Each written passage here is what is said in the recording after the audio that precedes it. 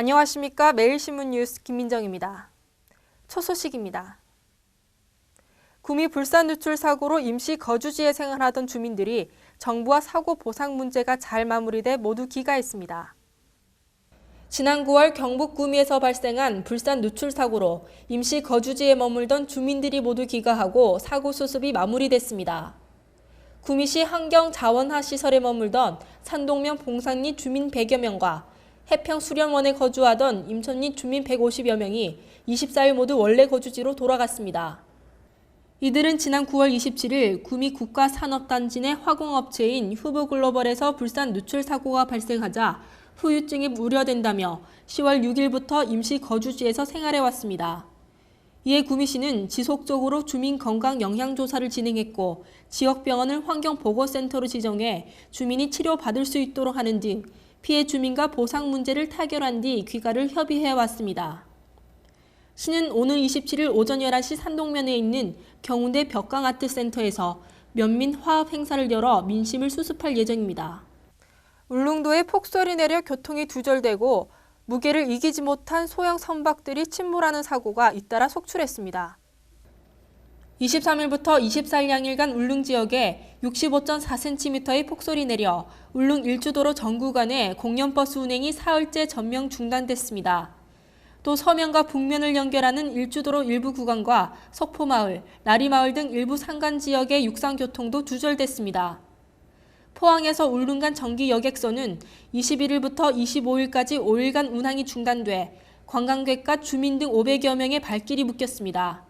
울릉도에는 이달 1일 5.3cm, 9일 11.1cm, 23일 37.8cm, 24일 27.6cm 등 25일까지 11일간 누적 적설량 84.5cm를 기록하며 기상청 관측 이래 12월 중 가장 많은 적설량을 보였습니다. 이 때문에 울릉 저동항에 정박 중이던 소형어선 4척이 눈무게를 이기지 못하고 침몰하기도 했습니다. 올겨울 잦은 눈으로 제설제 살포량이 급증하면서 환경 오염 우려가 커지고 있습니다. 염화칼슘 등 제설제 살포량이 급증 추세를 보이고 있으나 환경 오염 방지를 위한 친환경 제설제는 극소수에 그쳐 이를 우려하는 목소리가 커지고 있습니다. 이는 친환경 제설제 가격이 소금의 5배, 염화칼슘의 2배로 비싸기 때문에 도로 부식 등 부작용을 낳고 있습니다. 특히 올해는 한파를 동반한 폭설이 예년보다 잦은 데다 내년 1월 이후에도 비슷한 양상을 보일 것이라는 기상대 관측이어서 이로 인한 환경공해 또한 더욱 심화될 전망입니다.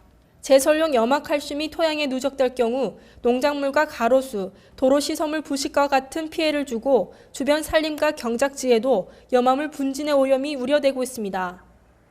환경단체 관계자는 도시 여건과 주민 요구 등에 따라 염화칼슘 제설제 사용이 불가피한 측면도 있지만 환경보호 차원에서 제설 방식을 개선하고 친환경 제설제로 대체하려는 노력 또한 병행해야 한다고 지적했습니다.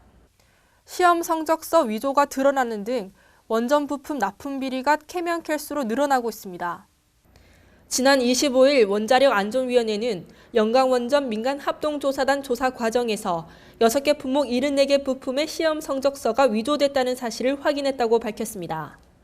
이번에 확인된 위조 부품은 영광 5,6호기에 납품됐으며 실제 안정등급 설비에 설치된 부품은 냉각수와 열 교환기의 해수 차단 밸브 밀봉제인 가스켓 등 40개로 나타났습니다.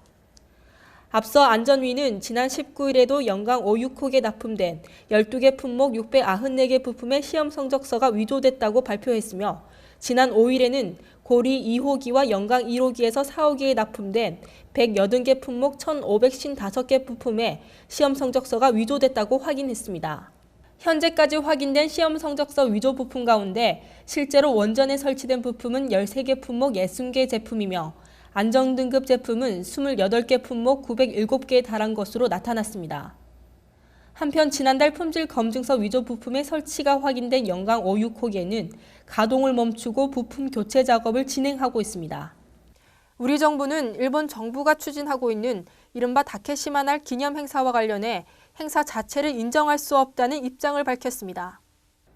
조태영 외교부 대변인은 지난 24일 정례 브리핑에서 명백히 한국의 고유 영토인 독도를 두고 남의 나라가 기념 행사를 한다는 것 자체를 용인할 수 없다고 거듭 강조하며 이 같은 입장을 피력했습니다. 조 대변인은 일본의 차기 총리인 아베 신조 자민당 총재가 이른바 다케시마 날 행사를 중앙정부 행사로 진행하는 방안을 유보하기로 했다는 언론 보도와 관련해 확인된 바는 없지만 보도가 맞다면 다행스러운 결정이라고 말했습니다. 일본 언론에 따르면 아베 총재는 일본 시마네 현의 다케시마 날 행사를 개최하는 것과 관련해 종합적인 외교 상황을 감안해 생각하겠다고 밝혀 유보 가능성을 시사했습니다. 오늘은 전국적으로 가장 추운 날씨를 보이며 낮 동안에는 기온이 영하에 머무는 등 춥겠습니다. 대구 낮 최고 기온은 영상 1도, 경북은 영하 2도에서 영상 3도로 어제보다 더 낮겠습니다. 이상으로 12월 26일 매일신문 뉴스를 마치겠습니다. 시청해주신 여러분 감사합니다.